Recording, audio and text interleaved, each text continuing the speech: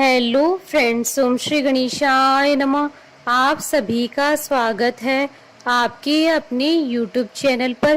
Friends, आज हम आपको इस वीडियो में बताने जा रहे हैं श्रावण मास महात्म के 20वें अध्याय की कथा के बारे में, जिसको सुनने मात्र से ही आपको सभी कार्यों में मिलेगी सफलता। फ्रेंड्स, वीडियो शुरू करने से पहले आपसे रिक्वेस्ट है, अगर आप हमारे चैनल पर नए हैं और आपने अभी तक चैनल को सब्सक्राइब नहीं किया है तो प्लीज सब्सक्राइब कीजिएगा चैनल को, साथ ही प्रेस कीजिएगा बेल आइकन को, जिससे नए वीडियो से रिलेटेड नोटिफिकेशन आपको तुरंत प्राप्त हो सके। और वीडियो पसंद आने पर वीडियो को लाइक और शेयर जरूर कीजिएगा, ताकि सभी भक्तों को इस वीडियो का लाभ प्राप्त हो सके। और कमेंट बॉक्स में ओम नमः शिवाय जरूर लिखिएगा। श्रावण मास महात्म सभी प्रकार के विघ्नों का नाश करने वाले तथा सारी सृष्टि का पालन करने वाले श्री गणेश जी तथा ज्ञान के दाता देवी श्री सरस्वती जी तथा सब पुराणों के कर्ता श्री व्यास जी तथा गुरुदेव जी के चरण कमलों में नमस्कार करके भगवान की श्रद्धा और भक्ति रस में डूबे हुए श्रावण मास महात्म की कथा कहती हूँ। श्रावण मास में त्रयोदशी और चतुर्दशी को किए जाने वाली कृत्यों का वर्णन ईश्वर बोले, हे सनत कुमार, अब मैं आपके समक्ष त्रयोदशी तिथि का कृत्य कहता हूँ। इस दिन 16 उपचारों से कामदेव का पूजन करना चाहिए।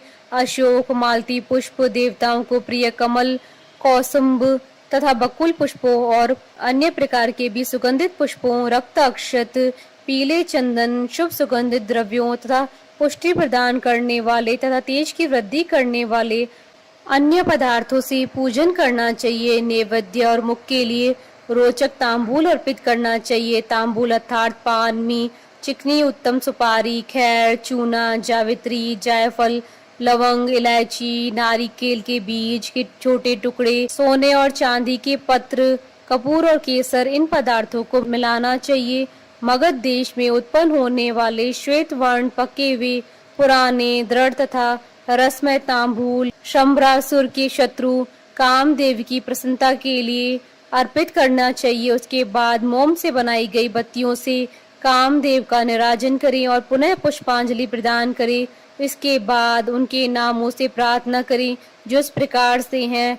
समस्त उपमानों में सुंदर तथा भगवान का पुत्र प्रद्युम्न, मीन केतन, कंदर्भ, अनग, मनमथ, मार, कामात्म संभूत, जश केतु और मनोभाव कस्तूरी से सुशोभित, जिनका वक्ष स्थल आलिंगन के चिन्हों से अलंकृत है।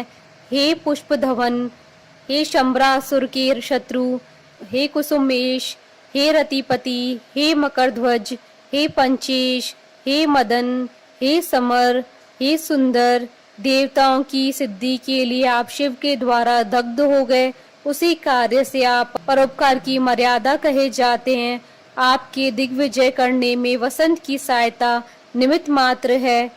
इंद्र दिन रात आपका मनोरंजन करने में लगे रहते हैं, क्योंकि अपने पद से च्युत होने की शंका में वे तपस्वियों से भी भयभीत रहते हैं। आपके अतिरिक्त दृढ़ मन वाला कौन है जो शिवजी से विरोध कर सकता है? पर ब्रह्मानंद के समान आनंद देने वाले आपके अतिरिक्त दूसरा कौन है? तथा महामोह की सेनाओं में आपके समान तेजस्वी कौन है? अनिरुद्ध के स्वामी और मलयगिरी पर उत्पन्न चंदन तथा अगरू से स्वासित विग्रह वाले जो देवेश कृष्ण पुत्र हैं, वह आप ही हैं। हे शरतकालीन चंद्रमा के उत्तम मित्र, हे जगत की सृष्टि के कारण, जगत पर विजय के समय दक्षिण दिशा तथा पवन देव आपके सहायक थे। हे नाथ, आपका अस्त्र महान, निष्फल न होने वाला, अत्यंत दूर तक जाने वाला, मर्म स्थल को छेदन करने वाला, करुणा शून्य तथा प्रीति कारक रहित है। सुना गया है कि वह अत्यंत कोमल होते हुए भी महान शोभ करने वाला और अपने तुल्य पदार्थ को भी दर्शन मात्र से ही शुभित करने वाला है। जगत पर विजय करने में सहायक होने से प्रवृत्ति ही आपका मुख्य अलंकार है। हे विभो, आपने सभी श्रेष्ठ देवताओं को उपहास के योग्य बना दिया। हे मानद, यह वर्णन मैंने मुख्य रूप से किया है, अधिक कहने से क्या लाभ है? इस लोक में अपने वश में रहने वाले ब्राह्मण विरले हैं। अतः हे भगवान, इस की गई पूजा से आप प्रसन्न हो। श्रावण मास में शुक्ल पक्षी त्रयोदशी तिथि के दिन पूजा करके कामदेव प्रवृत्ति मार्ग के विषयासक्त व्यक्ति को अत्यधिक पराक्रम तथा शक्ति करते हैं और निवृत्ति मार्ग में संलग्न व्यक्ति से अपने विकार को हर लेते हैं।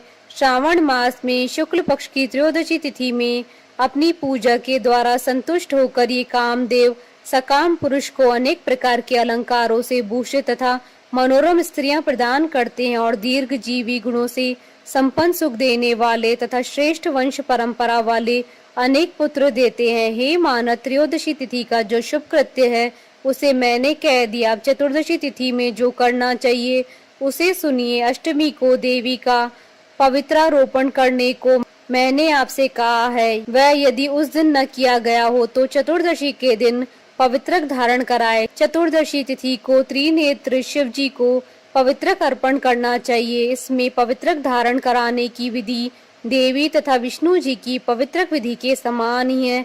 केवल प्रार्थना तथा नाम आदि में अंतर कर लेना चाहिए। शैव, आगम तथा जाबाल आदि ग्रंथों में इसकी जो विधि है उसी को मैंने कहा है। विकल्प में इससे जो कुछ विशेष है उसे मैं आपको बताता हूँ। 11 अथवा 48 अथवा 50 तारों का समान ग्रंथि तथा समान अंतराल वाला पवित्रक बनाना चाहिए। पवित्रक 12 अंगुल प्रमाण के, 8 अंगुल प्रमाण के, 4 अंगुल प्रमाण के अथवा पूजित शिवलिंग के विस्तार के प्रभाव वाले बनाकर शिव जी की प्रसन्नता के लिए अर्पण कर देने चाहिए। विधि पहले बताई गई है, फल आदि पहले कहे जा चुकी हैं। जो इस व्रत को करता है वह कैलाश लोक को प्राप्त करता है।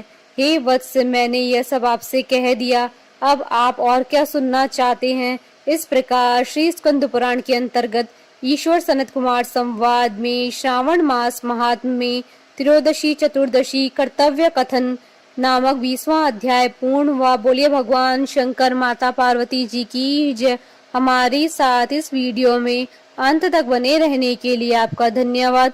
ओम श्री गणेशाय नमः। ओम नमः शिवाय।